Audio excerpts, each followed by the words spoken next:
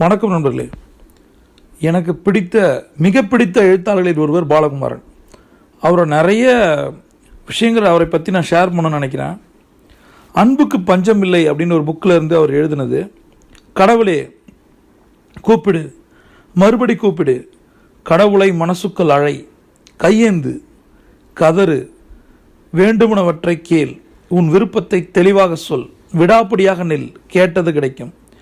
இறைவனிடம் கையேந்துங்கள், அவன் இல்லை என்று சொல்லுவதில்லை. பொறுமையுடன் கேட்டு பாருங்கள், அவன் பொக்கிஷத்தை மூடுவதில்லை. என்ன வார்த்தைகள் பாருங்க.